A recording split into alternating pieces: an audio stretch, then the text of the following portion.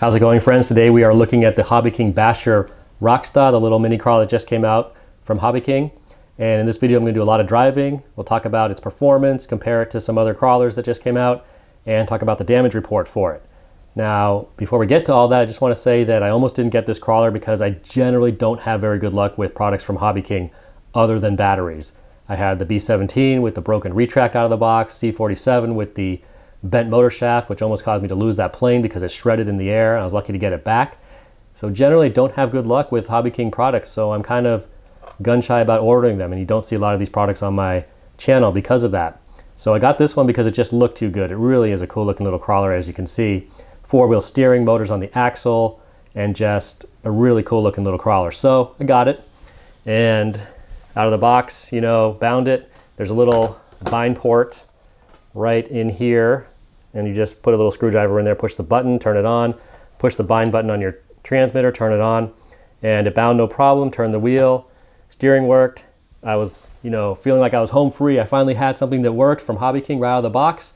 Hit the throttle and the wheel started spinning, and it just sat there in the same spot going like this. And I'm not particularly fast, and it took me a little while for my brain to work out what was going on. I tried to reverse the throttle and it still sat there kind of going like this. So after a little more looking at it, I realized that the wheels were spinning in the opposite directions. I had one wheel was going forward, one wheel was going backwards, and reversing the throttle just made the problem the opposite way. So I was so close to having something from Hobby King that actually worked right out of the box. I was just that close, but these aren't big problems in life overall. But it just goes to show I do not have good luck ordering stuff from Hobby King. Hopefully mine is the only one that came out of the box with the wheels spinning in opposite directions, because it's kind of annoying. Anyway, I looked at it. You have all the connectors up here. You have the steering servo connectors in the middle, and on the outside you have the motor. And so I thought I could just flip one of those around, but it turns out that these little connectors are actually polarized, so you can't really do that very easily.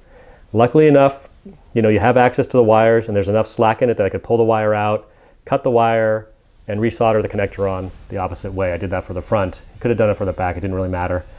Resoldered it backwards, plugged it in. Everything was good to go. So it was fixable, but it was a little bit, kind of a little bit of a pain to do that. Didn't have any heat shrink tubing that was small enough for these wires, so it's just wrapped in some electrical tape, and you can see it right in there. So no big problem overall. Got it working. But it would have been nice if it actually did work out of the box, but I guess I just can't expect that from my Hobby King purchases. So anyway, once I got the wheels spinning in the right direction, this is actually a very capable little crawler. It's very fun to drive. I do have one other issue with it. It's advertised as an RTR out of the box, ready to run.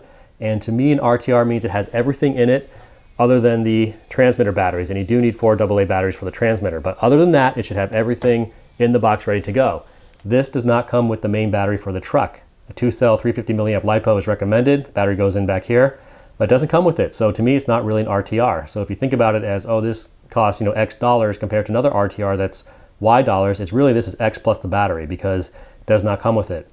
And they recommend a 2-cell 350 milliamp battery pack, which has been lately out of stock. Maybe it's in stock now, but I found that an E-Flite 2-cell 400 milliamp pack fits just fine into the battery compartment, gives you about 20 minutes of runtime. So that battery worked okay.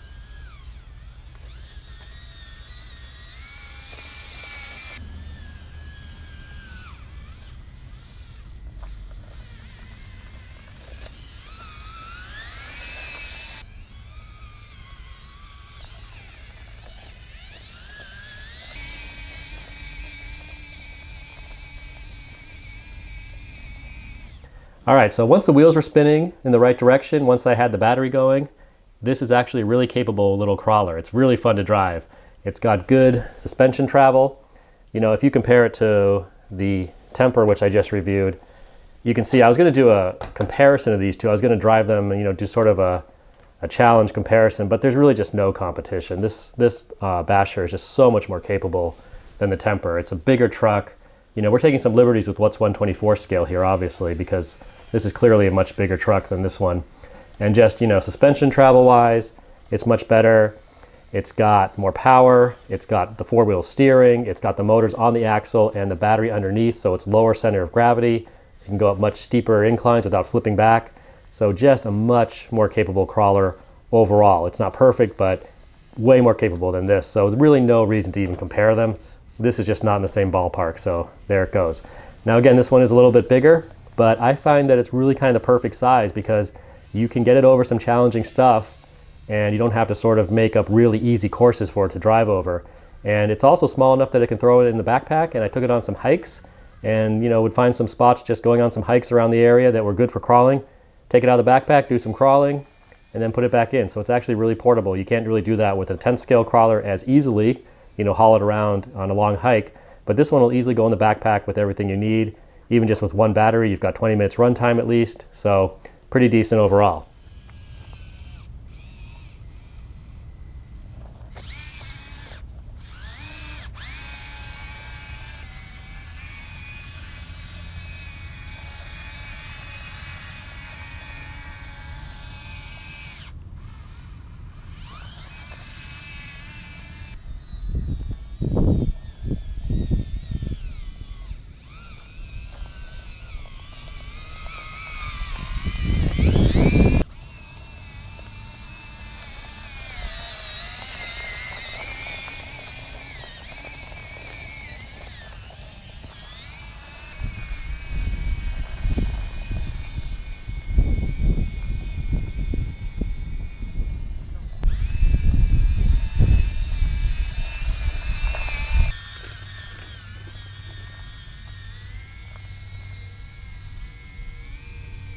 All right, so let's go over the damage report because every RC vehicle has some weaknesses. There's always stuff that can break when you drive these things. There's no question about that. And I drove this thing quite a bit. And the one thing that broke was these front support arms here. And you can see they just pop right off right now because they're actually cracked. And probably hard to see that, but each one is cracked. I can pop it right back on, but it pops off very easily now because it is cracked. So they'll just pop on and off too easily. And that happened because I got the wheel stuck and I kept turning the steering wheel and I torqued it too much, and eventually these plastic links just gave out. So that is one weakness. So I would say, guys, if you do get the wheels completely stuck, there's a couple things. One, don't mash on the throttle if the wheels are stuck because you might strip your plastic gears.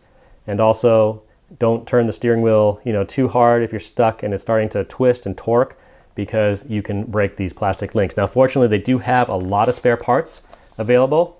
And here are some of those plastic links, a bag that comes with 4 of them. And these are pretty inexpensive. I think it's $1.08 for this little bag. So I would recommend, in addition to not forcing your wheels when they're stuck, not letting the truck twist too much when it's stuck, also ordering a couple bags of these links when you buy it, because $1 is not much for some spare parts. And they have all of their spare parts as well available.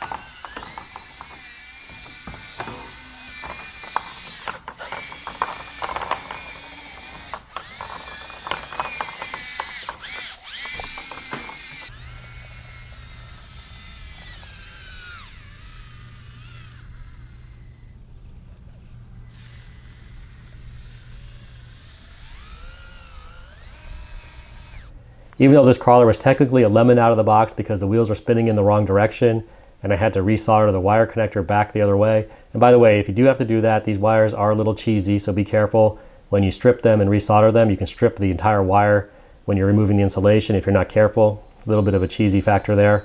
But hopefully mine is the only one that had that issue, really, because it's just my luck with ordering stuff from Hobby King.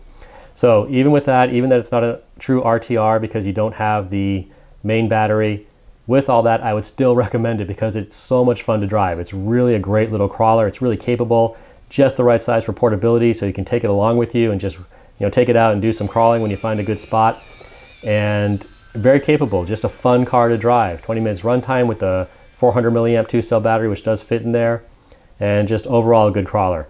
If you do get stuck and the truck is starting to torque itself, just lay off, pick it up before you break the link. If the wheels are stuck, lay off the throttle. Don't try to hammer it and get out of something when the wheel's stuck because you might strip a gear. So just be aware of that. There's no such thing as an indestructible truck or RC vehicle or anything like that. Everything is always breakable at some point, and this thing will break if you stress it too much. Get some spare parts. They're really cheap. You can get the spare links for $1. You have 4 spare links. So if you do break one, you can easily replace it. And you can get some other spare parts, the plastic gears, things like that. They're very inexpensive, so that you can fix things if you do happen to break something. But just keep in mind, nothing's indestructible. If the thing is starting to look like it's getting stressed, just pick it up and start over again. But it is very capable. It is very fun to drive. All right, guys, that's a review of the Hobby King Basher Rocksta. Thanks for watching. Any questions or comments, please post below, and I'll see you next time.